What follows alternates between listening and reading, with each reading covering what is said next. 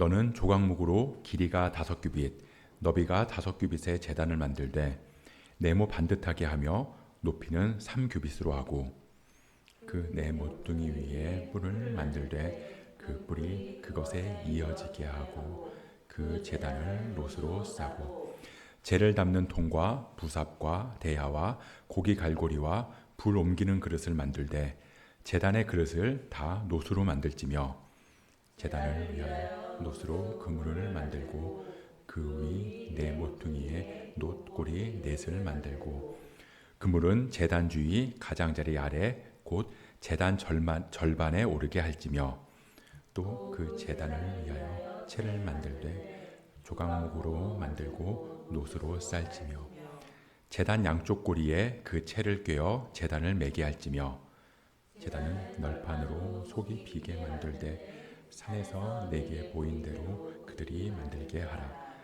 너는 성막의 뜰을 만들지니 남쪽을 향하여 뜰 남쪽에 너비가 100규빗의 세마포 휘장을 쳐서 그 한쪽을 당하게 할지니 그 기둥이 수물이며 그 받침 수물은 놋으로 하고 그 기둥의 갈고리와 가름대는 은으로 할지며 그 북쪽에도 너비가 100규빗의 포장을 치되 그 기둥이 수물이며 그 기둥의 받침 수물은 놋으로 하고 그 기둥의 갈고리와 가름대는 은으로 할지며 뜰의 옆 곧 서쪽에 너비 50규빗의 포장을 치되 그 기둥이 열이요 받침이 열이며 동쪽을 향하여 뜰 동쪽의 너비도 50규빗이 될지며 문 이쪽을 위하여 포장이 15규빗이며 그 기둥이 셋이요 받침이 셋이요 문 저쪽을 위하여도 포장이 15규빗이며 그 기둥이 셋이요 받침이 셋이며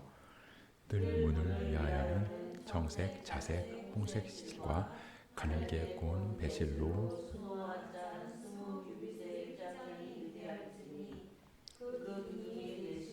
받침이 넷이며 뜰 주위 모든 기둥의 가름대와 갈고리는 은이요 그 받침은 놋이며 뜰의 길이는 100규빗이요 너비는 세마포 휘장의 높이는 5규빗이요 그 받침은 놋이며 성막에서 쓰는 모든 기구와 그 말뚝과 뜰의 포장 말뚝을 다 놋으로 할지니라.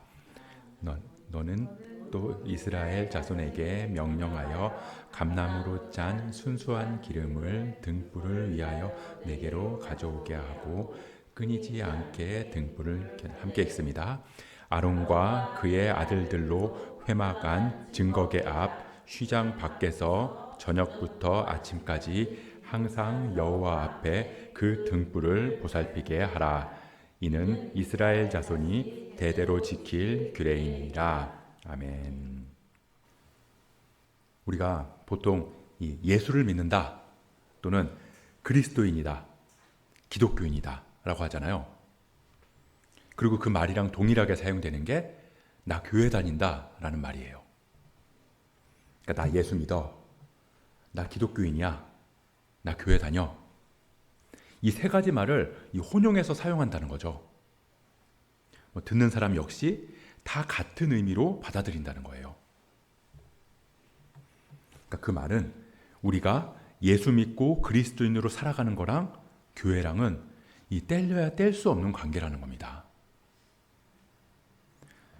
제가 예전에 이 목사님 설교를 들을 때를 생각해 보면요, 이 목사님께서 막 어떤 말씀을 이렇게 하시면서 설교를 하시다가 여러분들 오해하시면 안 됩니다. 제가 이렇게 말했다고 해서 이건 맞고 저건 틀리다는 뜻은 아닙니다. 이런 말씀을 종종 하시는 거를 들을 때가 있었는데요. 그때는 목사님께서 그렇게 말씀하시는 게 좀 확신이 없어 보인다고 생각을 하기도 했거든요.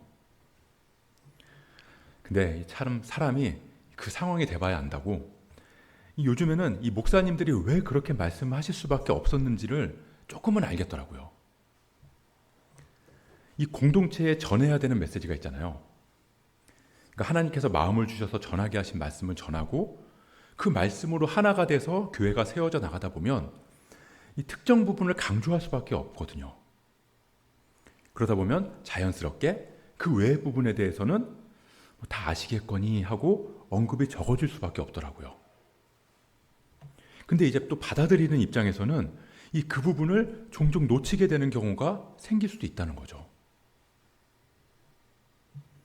그러니까 우리 교회도 이 예수 따라 모인 교회라는 이 이름의 정체성이 담겨 있듯이 이 일상에서 예수 따라 사는 삶의 예배를 강조하고 있습니다. 그러니까 우리의 신앙이 단순히 이 종교적인 모임이나 행위로 그치는 게 아니라 우리가 드리는 예배와 말씀과 기도가 반드시 우리의 삶으로 이어져야 된다라는 거죠. 그게 주님께서 나를 따르라 라고 말씀하신 그 말씀을 이루어가는 방법이니까요. 그게 안 되면 아무리 모여서 예배해도 하나님께서 그 예배를 기뻐 받으지 않으실 거다.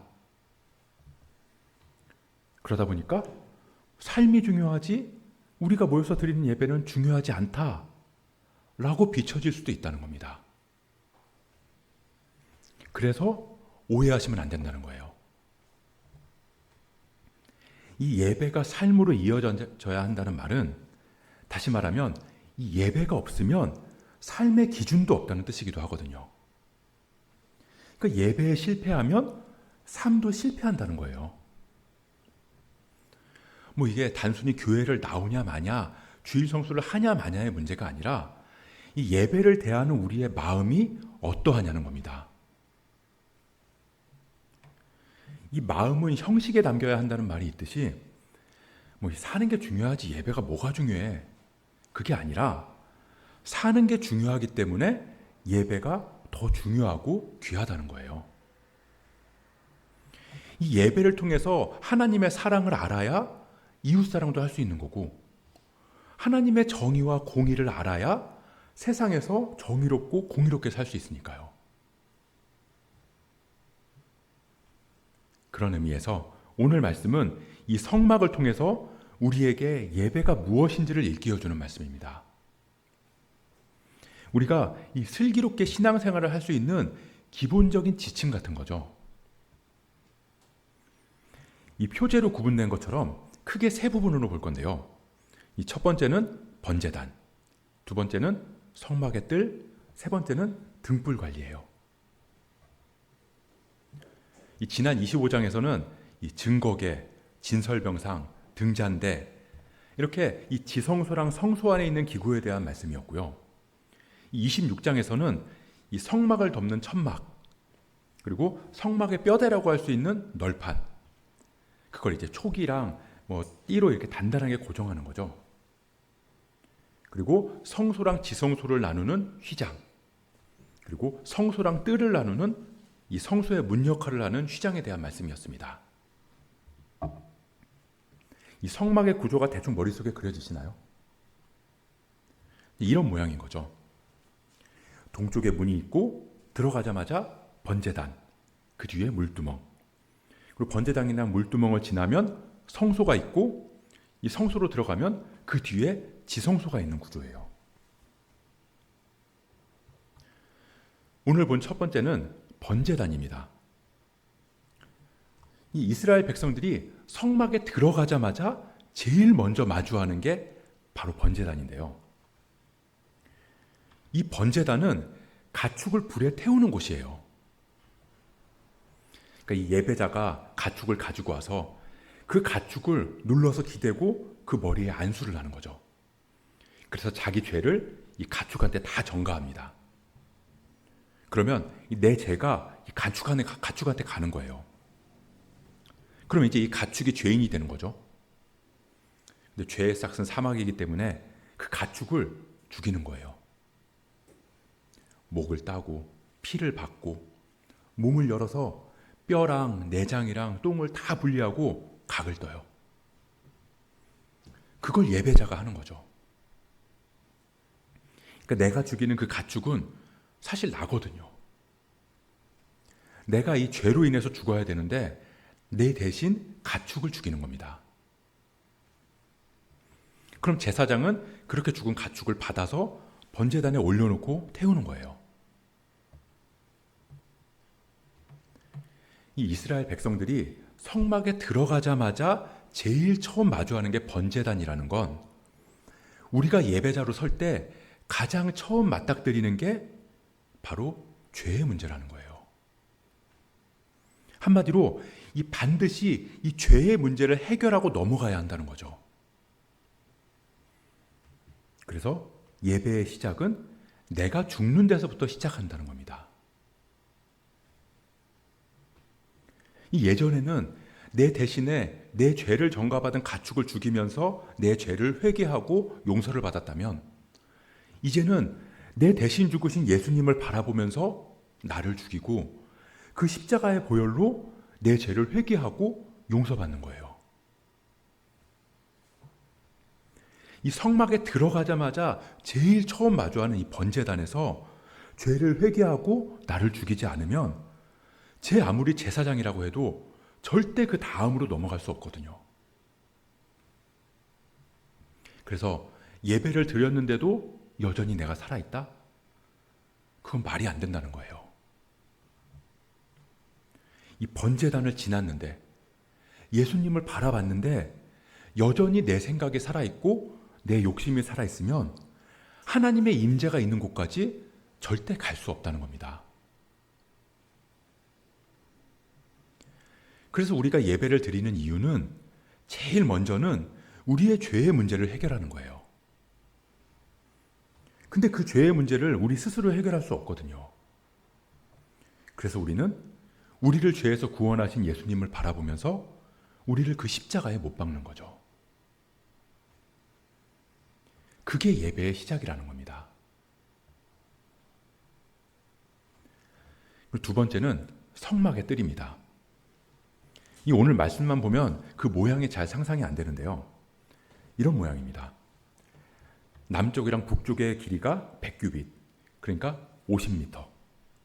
서쪽의 길이는 100규빗의 절반인 50규빗, 그러니까 25m. 그리고 높이는 5규빗, 2.5m. 이 남쪽이랑 북쪽은 기둥이 20개, 서쪽은 10개를 세우고 그 기둥마다 높받침, 은가름대랑 은갈고기를 만들어서 서로 연결하고 땅에 고정하는 거예요. 그리고 그 위를 이 세마포 시장으로 덮는 거죠. 그렇게 성막을 삥 둘러서 세마포 시장을 치고 나면 이제 성막은 사방이 다 막혀 있는 구조가 돼요. 그리고 이 안에는 성소가 있는 거죠. 번제단도 있고 물두멍도 있고. 근데 이 성막을 삥 둘러친 이 성막을 우리는 교회라고 볼 수 있어요. 그리고 이 성막을 둘러싼 이 울타리, 뜰을 통해서 교회의 특징을 볼 수 있습니다. 왜 성막을 교회라고 보느냐? 그 근거는 이 사도행전에서 찾아볼 수 있는데요. 이 스데반 지사가 설교에서 이 이스라엘 조상들이 말씀을 받아서 세운 성막을 교회라고 표현하고 있거든요. 사도행전 7장 38절의 말씀을 보면 신의 산에서 말하던 그 천사와 우리 조상들과 함께 광야 교회에 있었고, 그러니까 우리 조상들이 광야에서 하나님을 만난 성막을 광야 교회라고 말하고 있다는 거죠. 이스라엘 사람들이 이 성막에 대해서 그런 이해를 가지고 있었다는 겁니다. 그렇게 봤을 때 이 성막의 특징, 교회의 특징은 크게 세 가지로 볼 수 있는데요. 첫 번째는 구별됨이고요. 두 번째는 가려짐. 그리고 세 번째는 초대입니다. 구별됨. 이 기둥이랑 이 세마포로 덮여서 이 사방으로 둘러쳐져 있다는 건 이 바깥 세상이랑 성막 안이 구별됐다는 거예요.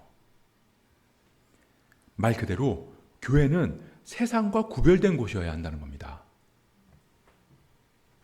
이 흰색 세마포로 울타리를 둘러쳤다고 나왔는데 이 세마포는 일반적인 재질이 아니거든요. 나중에 나오겠지만 제사장의 두건이랑 옷을 만드는 옷감이라는 거예요. 그리고 거룩함의 상징, 깨끗함의 상징이라는 겁니다. 이 레위기 16장 32절을 보면 기름 부음을 받고 위임되어 자기 아버지를 대신하여 제사장의 직분을 행하는 제사장은 속죄하되 세마포 옷, 곧 거룩한 옷을 입고, 또 계시록 19장 14절을 보면 하늘에 있는 군대들이 희고 깨끗한 세마포 옷을 입고 이렇게 말씀하고 있어요. 그러니까 구별됨 자체가 거룩함을 의미하는데 이 세마포도 거룩하고 깨끗함을 의미한다는 거죠. 그러니까 이 세마포로 사방에 둘러쳐진 이 성막처럼 교회는 세상과 구분된 곳이어야 한다는 겁니다. 그래서 교회는 이 세상의 가치관으로 움직이지 않고요. 세상의 힘의 논리대로 움직이지도 않고 세상의 방식을 따르지 않는다는 거예요. 그리고 이 번제단에서 봤듯이 세상은 막 살기 위해서 몸부림치는 곳이라면 이곳은 죽기 위해서 몸부림치는 곳이어야 한다는 겁니다. 이 교회 밖에서는 너도 나도 자기 목소리만 내요. 자기 의견만 내는 거죠. 내가 이만큼 힘이 있다고. 나 이만큼 건재하면서 살아있다고. 그렇게 자기 세를 과시하고 어떻게든 자기를 드러내고 싶어 한다고요. 그게 세상의 모습이에요. 근데 성막 안은요. 성막 안에 들어오면 가축들이 죽을 때 내는 소리밖에 안 들려요. 가축들이 죽어가면서 내는 소리랑 그 가축의 죽음이 내 죽음인 걸 알고 흐느끼는 울음소리밖에 안 들린다는 거죠. 교회는 그런 곳이어야 한다는 겁니다. 세상과 완전히 구별된 성막으로 들어오는 순간 번제단을 제일 먼저 마주하게 되는 것처럼 이곳에서는 나를 십자가에 못 박는 곳이라는 거죠.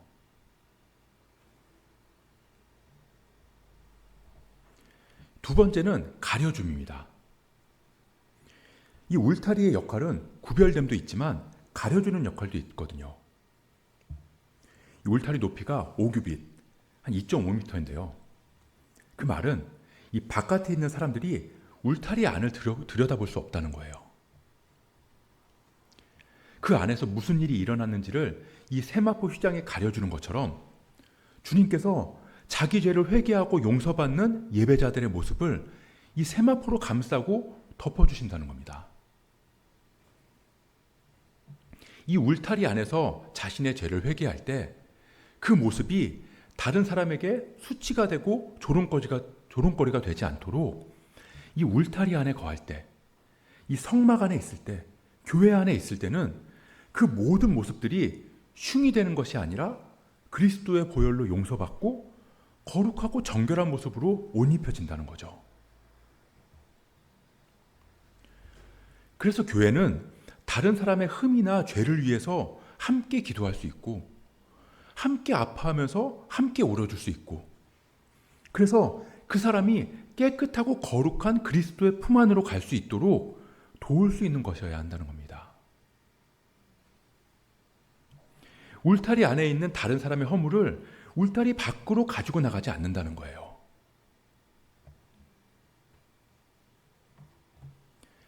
그러면 이제 울타리 바깥에 있는 사람들이 궁금해하겠죠.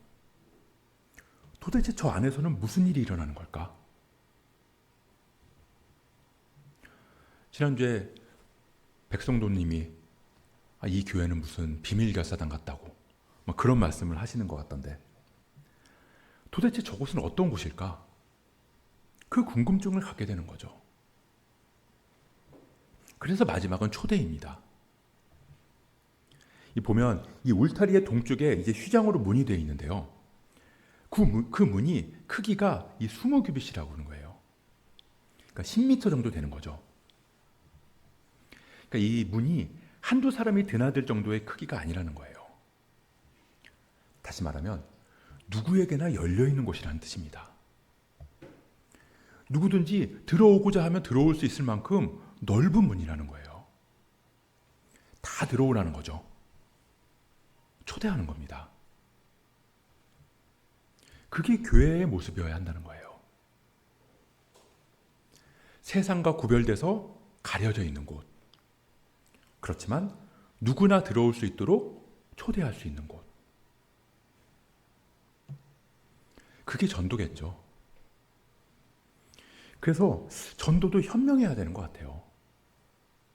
그러니까 한 사람을 이 교회에 나오게 하는 걸로 그치는 게 아니거든요.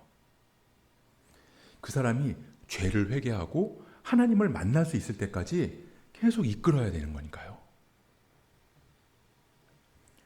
그래서 이 교회가 어떤 곳인지 잘 모르고 이 예수를 믿는 게 뭔지, 신앙생활이 뭔지도 아직 모르는 사람들한테 당신 죄인이라는 말, 예수 천당 불신지옥, 이런 얘기들을 먼저 하지 않는 거예요. 이 성막에 들어가 본 적도 없는 사람들한테 너 빨리 저기 들어가서 가축 잡아서 죽이지 않으면 너 안 그러면 네가 죽는다고. 그 말을 듣고 무서워서 누가 성막에 들어오려고 하겠냐 이거죠. 때가 있는 것 같아요. 이 교회에 나온 사람들은 이 다른 사람이 교회에서 어떻게 하는지를 보겠죠. 예배를 어떻게 드리는 건지 그런 걸 볼 거고, 그 예배를 통해서 삶을 어떻게 살아가는지 그런 것들을 볼 거예요. 그러면서 교회가 어떤 곳인지, 예배가 뭔지, 신앙생활이 뭔지를 배워갈 테니까요. 이 성막의 휘장을 열고 성막의 뜰 안으로 들어온 사람은 다른 사람이 자기의 죄를 회개하면서 가축을 잡는 모습을 볼 거고요. 그러면서 흘리는 그 사람의 눈물을 볼 거고, 성막을 나가서 그 사람이 살아가는 일상을 볼 거라고요. 그러면서 서서히 깨달아가는 거죠. 아, 나도 죄인이구나. 그럼 나도 내 죄를 회개해야 되는구나. 그래서 죄를 회개한 다음에 저렇게 살아가야 되는 거구나. 이 성막 안에 들어오면 번제단을 제일 먼저 마주하게 되는 것처럼, 우리가 죄인임을 시인하고 죄에 대한 회개가 없으면 결코 지성소 앞으로, 하나님 앞으로 갈 수가 없어요. 그래서 이 성막의 뜰, 울타리를 넘어서 이 성막, 교회에 들어왔지만 회개하고 내가 죽지 않으면, 그러니까 회개하고 하나님 앞으로 나아가지 못하면 아무리 교회를 다닌다 해도 그건 교회 뜰만 밟을 뿐이라는 말인 거죠. 그래서 교회는 반드시 우리의 죄를 회개하고 하나님께로 나아가는 곳까지 인도해야 되고요. 그 예배를 통해서 우리는 그 자리까지 나아가야 한다는 겁니다.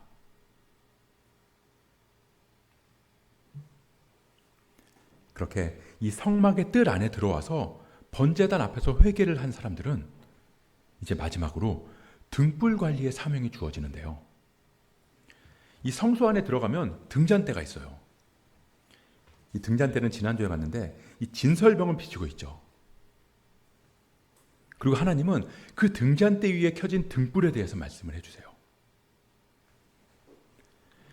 우리 오늘 본문 20절, 21절 말씀인데요.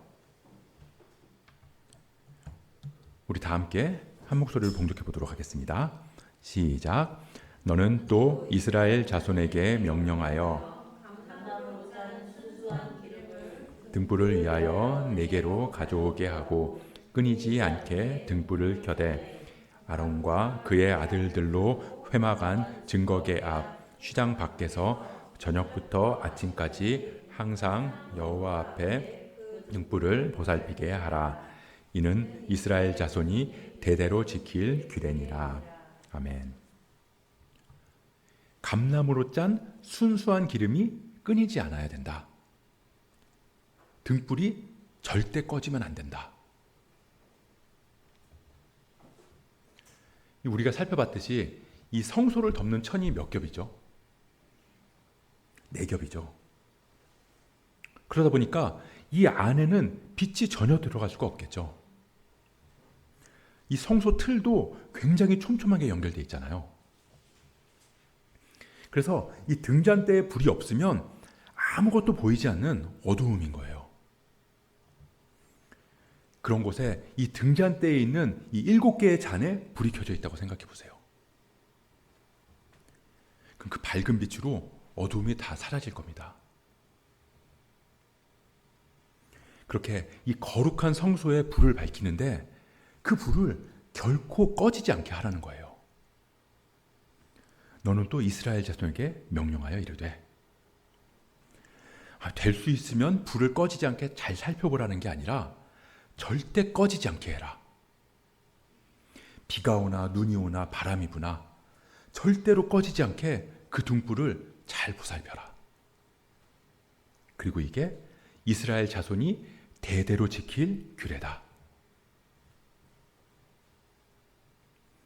이 성막 안으로 들어와서 이 번제단을 지나면 이제 하나님의 임재 앞으로 더 가까이 나아가게 됩니다. 그렇게 이 교회에 나오고 죄를 회개한 우리는 하나님 앞으로 더 가까이 가게 되는 거예요. 그럴 때 주님께서는 우리에게 명령하세요. 성소 안의 등불이 꺼지지 않게 해라. 우리를 성전으로 삼으신 주님이 말씀하신다고요. 너희 안에 불이 꺼지지 않게 해라. 너희 안에 성령의 불이 소멸되지 않게 해라. 그리고 이건 선택이 아니라 명령입니다. 내가 기분이 좀 안 좋다고, 내 상황이 안 좋다고, 내 컨디션이 안 좋다고 해서 불을 켜도 되고 안 켜도 되는 게 아니라 내가 거기서 너희를 만나겠다고 말씀하시면서 이 성막을 짓게 하신 하나님은 우리를 거룩하다 칭하시고 우리 안에서 거하겠다고 말씀하시면서 우리를 성전 삼아 주셨거든요. 그럼 그 등불은 우리 안에 거하는 성령의 불인 거죠. 그래서 하나님은 이 등잔대의 불을 꺼지지 않게 보살피라고 말씀하신 것처럼 성령의 불을 소멸하지 말라고 우리에게도 말씀하신다는 겁니다. 그 불을 유지하기 위해서 감나무로 짠 순수한 기름이 끊이지 않게 해라. 이 이스라엘에는 이 올리브가 굉장히 많은데요. 그래서인지 이 성경에서는 이 감람나무를 이스라엘에 비유하는 경우가 많다는 겁니다. 감나무로 짠 순수한 기름. 여기서 짠다는 말은 이 원어로는 찌어낸다, 이겨낸다는 뜻인데요. 그러니까 이 감람 열매가 이겨지는 과정을 지나야만 얻어지는 순수한 기름. 그게 결코 끊어져서는 안 된다고 말씀하시는 거예요. 그리고 그 기름으로 등잔대의 등불이 꺼지지 않도록 보살펴야 한다는 겁니다. 마찬가지예요. 우리 안에 성령의 불, 그 성령의 불을 보살피기 위해서는 순수한 기름이 필요하거든요. 그 기름을 얻기 위해서는 이스라엘이 이겨지는 과정을 겪어야 하는 것처럼 우리도 깨지고 부서지는 과정을 견뎌내야 한다는 뜻이기도 합니다. 근데 그 맷돌에 감람 열매가 찌어진다는 건 다른 이유가 아니라 오직 우리 안에 이 성령의 불을 지켜내기 위해서라는 거죠.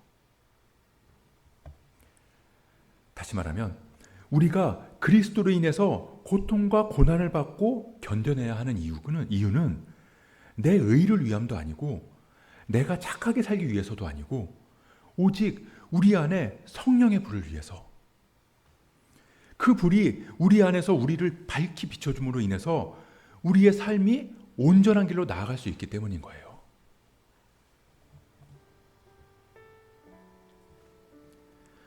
우리가 예배를 드리는 이유는 뭘까요? 우리가 교회로 모이는 이유는 뭘까요? 우리가 하나님을 만나기 위해서죠. 근데 그 하나님을 만나기 위해서는 세상과 구별된 성막 안으로 먼저 들어와야 되고 그 안에서 우리의 모든 죄를 회개하고 죄사함을 받아야 한다는 겁니다. 그러면 우리는 하나님 앞으로 나아갈 수 있게 되는 거예요. 그리고 그 거룩함으로 들어간 우리는 그 안에서 우리를 비추는 불을 지켜내야 하는 거죠. 감람이 으깨지듯이 날마다 우리가 죽으면서, 날마다 우리가 깨지면서, 그렇게 순수한 기름, 순전한 믿음으로 그 불이 끊어지지 않게 해야 된다는 거예요. 그러면 이 주의 말씀은 내 발의 등이요 내 길의 빛이니이다, 그 말씀처럼 그 빛은 다시 우리를 온전한 그리스도인의 삶으로 인도한다는 겁니다. 결국은 같은 얘기예요. 우리는 예배를 드리고 그 예배는 우리 삶을 인도하고, 그래서 삶으로 이어지지 않는 예배라는 건 있을 수 없고, 예배자가 삶의 예배자가 되지 않을 수도 없다는 겁니다. 우리 교회가 삶을 강조하는 건 곧 예배를 강조한다는 말이랑 똑같다는 거예요. 결국 같은 말이라는 겁니다.